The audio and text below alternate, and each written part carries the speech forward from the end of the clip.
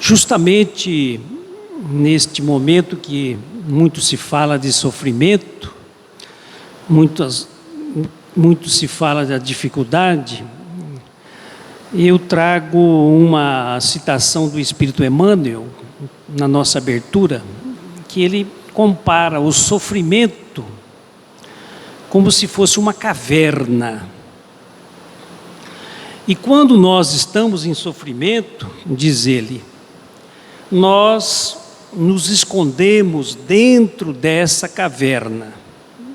E quando estamos dentro da caverna, permanecemos inertes, chorando nossas feridas, nossas dores, ficamos angustiados com as nossas mágoas, as nossas reclamações e até inconformados com Deus que, na nossa ótica, no nosso pensamento, nos faz sofrer.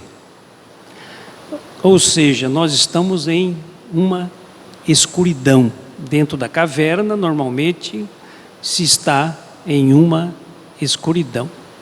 Mas, por outro lado, nós sabemos que a doutrina espírita é um sinônimo de renovação, de transformação.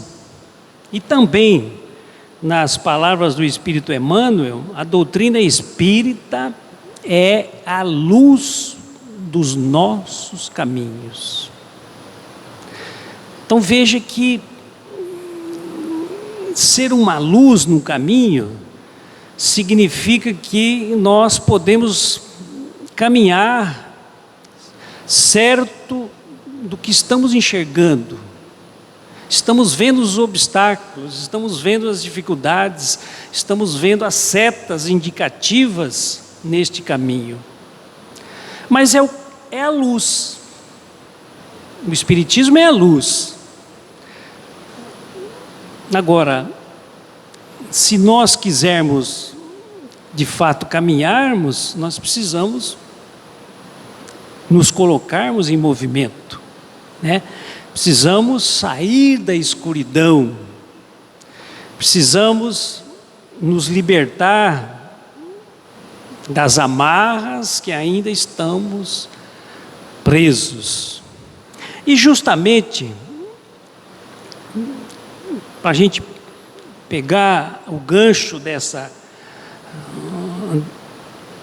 desse início, eu trago para a nossa reflexão uma lição do livro Jesus no Lar, do espírito Neio Lúcio.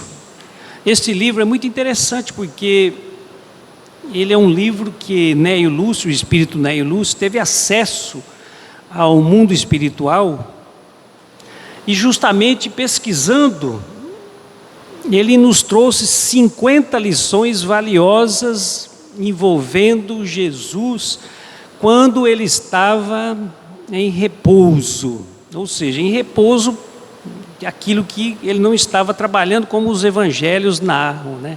Ele estava na casa de Simão Pedro, na maioria das vezes, pernoitando ali junto com os discípulos, ou estava em alguma viagem, alguma situação em que os evangelhos não narram. Então, o espírito Neio Lúcio teve acesso a esses arquivos espirituais, justamente o que Jesus fazia à noite, enquanto ele estava na casa de Simão Pedro. E ele trouxe, então, diversas histórias, diversos acontecimentos que são lições verdadeiramente para todos nós. Não só ele, mas o próprio espírito Humberto de Campos também teve acesso no livro Boa Nova, é um exemplo típico de um livro que foi retirado dos arquivos espirituais, trazidos para nós como um presente da espiritualidade pela psicografia de Francisco Cândido Xavier. Então ele conta na lição 43, que ele chamou de a glória do esforço. A glória do esforço. E ele estava naquela noite, naquele início da noite, justamente ali reunidos com os discípulos, e os discípulos começaram a levantar, eu vou fazer questionamento, da dificuldade da preparação do discípulo, principalmente os percalços para o aproveitamento das lições. Eles diziam, como aproveitar essas lições, nós ainda, ou um mundo ainda avesso à bondade, um mundo ainda avesso à generosidade, ao amor. Então os discípulos começaram a fazer esses questionamentos, e Jesus ficou ouvindo, né? Jesus ficou ali assistindo àquele debate, até que Simão Pedro intervém e diz: mestre, que dizes, né? Qual a sua opinião sobre o que nós estamos discutindo aqui? E aí Jesus diz assim: entre ensino e aproveitamento, tudo depende do aprendiz. Então é como se ele estivesse dizendo, entre o conhecimento e a prática, tudo depende do aprendiz, depende de cada criatura. Porque o ensino está disponível, mas o que é que eu vou fazer com esse ensino? Que é justamente o aproveitamento do ensino, que é justamente a prática do conhecimento. E aí a resposta é tranquila, né? Tudo depende do aprendiz. Mas os discípulos ficaram sem entender muito bem o que é que Jesus quis dizer, e ele continuou, e ele vem sempre com uma historinha, né? Ele vem narrar agora uma parábola, que é justamente para fixar esse entendimento. E ele diz assim: existiu no tempo de Davi, ou seja, lá nos primórdios, né, um grande artista que se especializara em tocar harpa, um instrumento musical, né, harpa, com tamanha perfeição que várias pessoas importantes vinham até a sua residência. Então aquela comitiva de pessoas vinha para assistir esse artista tocar a harpa.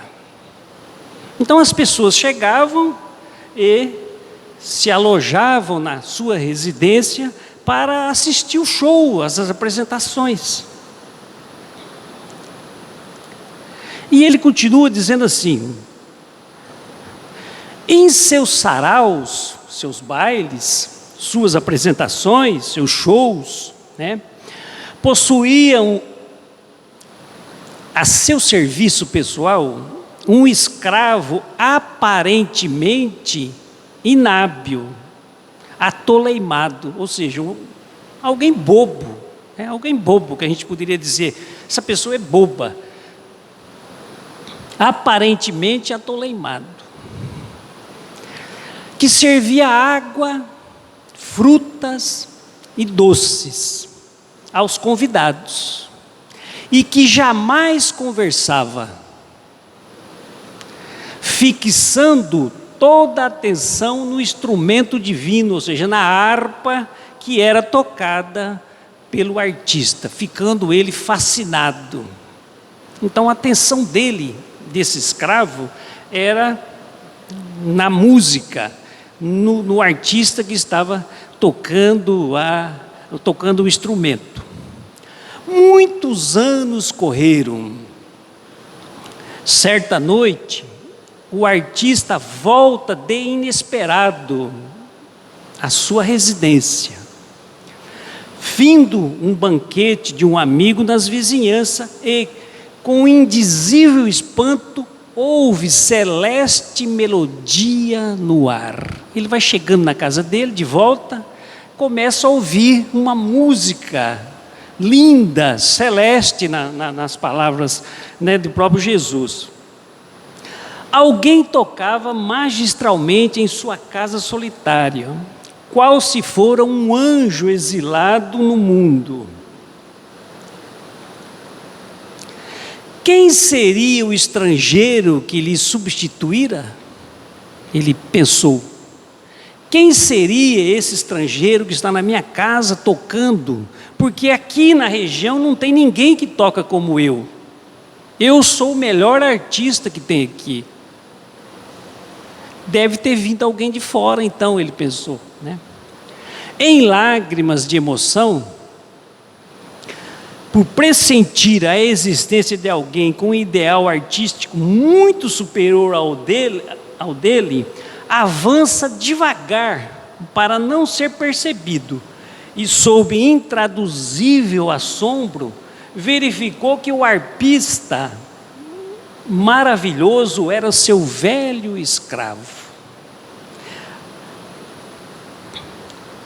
Seu velho escravo tolo, que usando os minutos que lhe pertenciam por direito, ou seja, nas folgas, sem incomodar a ninguém, exercitava as lições do Senhor, as quais emprestava desde muito tempo todo o seu vigilante amor em comovido silêncio.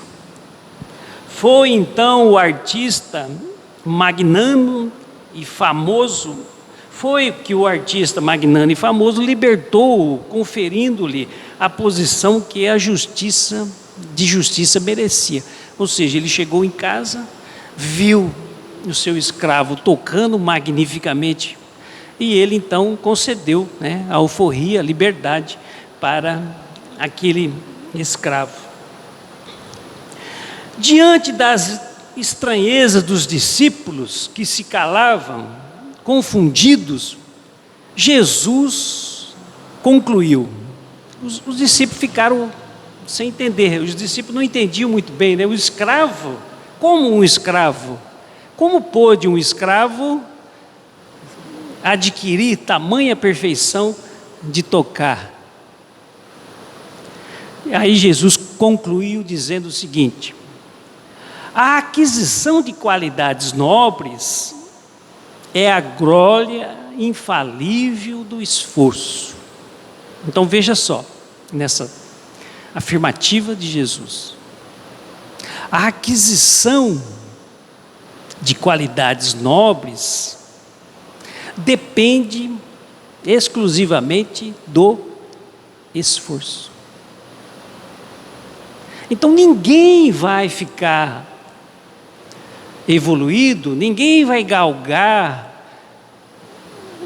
planos espirituais elevados sentados passivamente.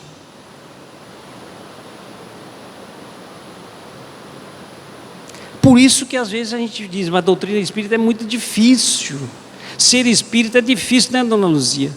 Ser espírita é difícil, tem um trabalho, a gente tem que estar o tempo todo se vigiando, o tempo todo se burilando, e parece que ainda não avançou nada.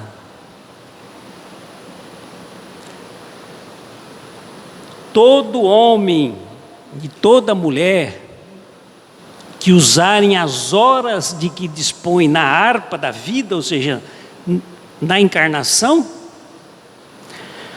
correspondendo à sabedoria e à beleza com que o nosso Pai se manifesta em todos os quadros do mundo, depressa lhe absorverão a grandeza e a sublimidade, convertendo-se em representantes do céu para os seus irmãos em humanidade. Ou seja, se aproveitar o tempo, trabalhar, estudar, trabalhar no bem, né? Se adquirir o conhecimento, que é necessário o conhecimento, você recebe como que essas energias espirituais diretamente da divindade, né? E que você se torna lugar, naquele local que você está colocado, como que se fosse uma luz, como que se fosse, né, um farol para justamente auxiliar pelas suas atitudes aqueles que estão à sua volta. Quando a criatura, porém, olha aí o porém, quando nós ouvimos um porém, ou um mas, ou um contudo, ou todavia, quer dizer que vai mudar a conversa.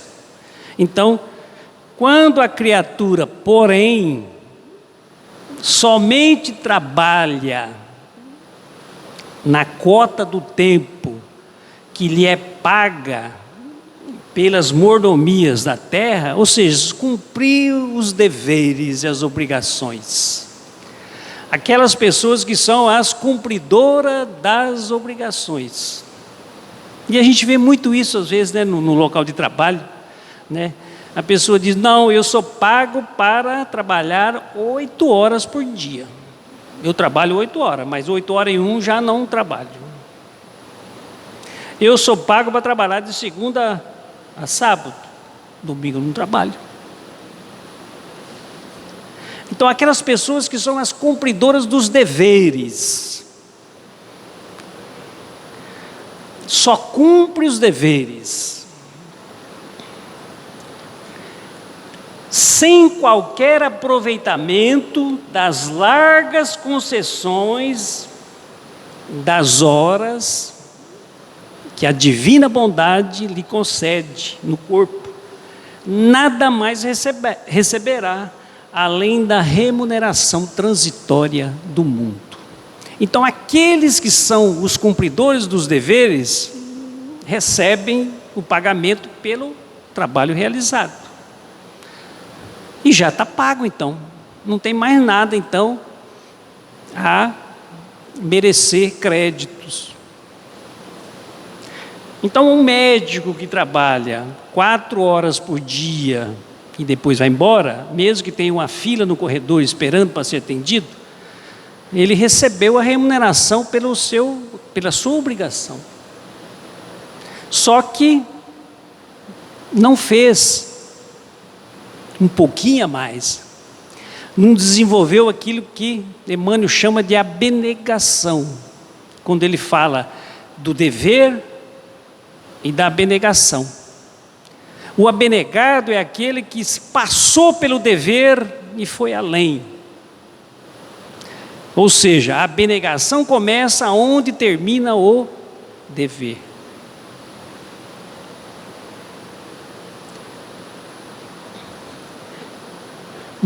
Nada mais receberá além da remuneração transitória do mundo. Então, veja que aqueles escravos, a obrigação dele era servir água, suco, se fosse hoje era cafezinho, né? Refrigerante. Mas ele, além dessas obrigações, ele, num esforço próprio, começou a desenvolver a música, treinar a música nas horas de folga. E prestando atenção no artista que estava se apresentando, diariamente, ele foi adquirindo conhecimento, de forma que chegou a ultrapassar o próprio artista, o próprio mestre. Então, o que nós temos que colocar na nossa mente? Que a evolução espiritual, ela, conforme a codificação kardeciana, ela ocorre em 2 sentidos. O sentido do conhecimento e o sentido moral, né? Nós temos 2, que é a inteligência e o sentimento. É claro que a nossa inteligência, ela avança mais rapidamente. Nós vemos, né, comumente, doutores, pessoas renomadas no aspecto da inteligência, às vezes como verdadeiras crianças espirituais no sentido do sentimento, fazendo coisas que absurdas.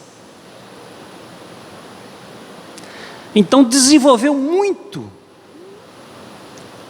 a razão, a inteligência, mas ainda não desenvolveu a inteligência, o sentimento, digo. Mas será chamado a desenvolver também o sentimento, porque na evolução as duas asas vão caminhando juntos. O pássaro só pode voar com as duas asas, a asa do sentimento e da inteligência. Então, muitas vezes, no primeiro instante, o crescimento é na inteligência, mas o sentimento também será cuidado, né? Será cuidado. Então, nesse sentido, nós temos que ficar muito atentos para essa necessidade que nós temos espiritual, propriamente da nossa evolução, que é cuidarmos da nossa inteligência, sermos pessoas que conseguem entender, compreender, mas também olhar o aspecto do sentimento, que é o coração, né? E no livro, para a gente encerrar, eu gostaria de trazer uma mensagem muito novas mensagens do Espírito Sheila, irmã Sheila, que faze algo, é o nome da mensagem. Diz o Espírito da irmã Sheila: não te deixes anular pelas horas vazias. O comodismo é ponte para o remorso. O tédio resulta da falta de iniciativa. Ainda hoje pode ser útil ao bem. Ainda hoje podes ser útil ao bem, valendo-te dos recursos que possuis. Uma palavra de consolo a quem sofre, um momento de atenção a quem experimenta o abandono, um simples pedaço de pão a quem tem fome. São atitudes que podem te preencher por dentro, permitindo que alcances a plenitude interior. Entretanto, se não te consideras em condições de ser útil aos outros, fazes algo a favor de ti mesmo. Evita o pessimismo.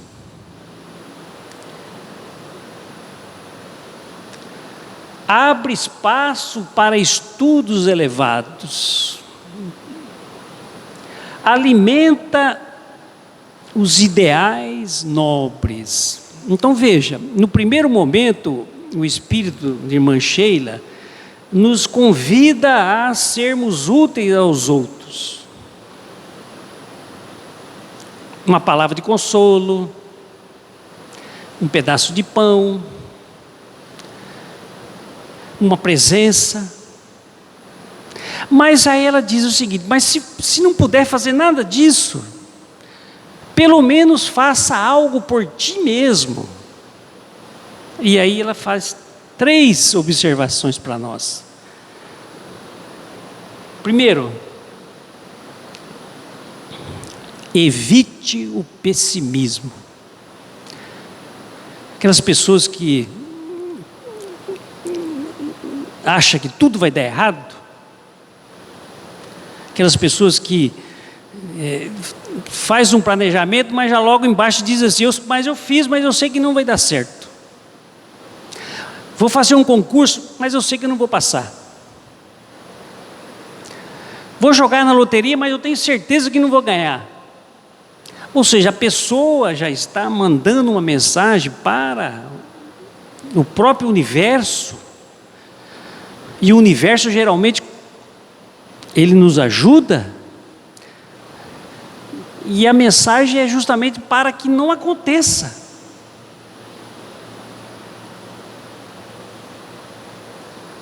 Então evite o pessimismo. O ano que vai começar, nós não vamos pensar na dificuldade.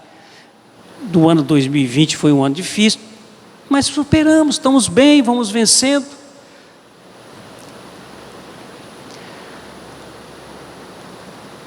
Abre espaço para o estudo elevado. Abrir uma mensagem, ouvir uma palestra, ler um livro. Alimenta ideais nobres, ou seja, no seu projeto, coloca situações em que o amor estará presente, o perdão estará presente, a harmonização de uma relação que está deteriorada seja colocada como um ideal a ser perseguido no próximo ano. E aí ela conclui dizendo assim, ela que eu digo o espírito de irmã Sheila, né, que era a amante das rosas, sintoniza com o alto através da prece. Ou seja, a prece, né, é essa possibilidade que nós temos de nos abrirmos para sermos inspirados e sermos impulsionados pelos amigos espirituais. Lembra que a oportunidade que te sorri agora, convidando-te à paz e ao progresso, é única. Cabendo a ti mesmo seguir para a felicidade ou a frustração, mediante a escolha que fizeres. Ou seja, a oportunidade é colocada, a oportunidade que nós temos.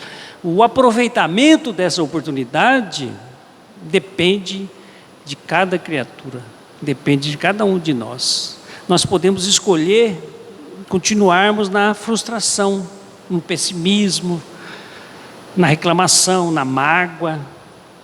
Podemos inverter, substituir tudo isso pelos ideais nobres, e com isso nós irmos melhorando a nossa situação, melhorando as relações e melhorando a nós próprios no nosso dia a dia. Então que Jesus possa nos inspirar, nos abençoar, e que de fato possamos colocar esses ideais na nossa vida. Vamos orar, manifestar a nossa gratidão. Aqui estamos, Senhor, neste ambiente harmonizado, em que as energias salutares são derramadas, nos alcançando, nos acalmando, serenizando nossas mentes e corações. É tão bom, Senhor, a Tua presença junto a nós. Que possamos, ao sairmos deste ambiente, continuarmos ligados a Ti, ligados pela prece, pelos ideais nobres, pelas propostas e os compromissos de melhorarmos a cada dia, de evoluirmos gradativamente. Assim, Senhor,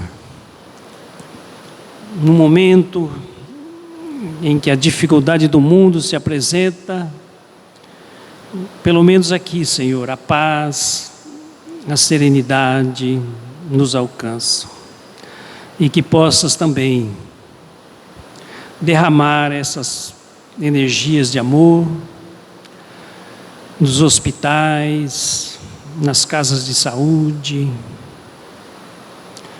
nos presídios, nas ruas, onde muitos irmãos se recolhem e se acolhem como moradas que possa, Senhor, abençoar os trabalhadores do bem, inspirando cada um para continuar as atividades, sendo um cooperador de Deus encarnado no orbe terrestre.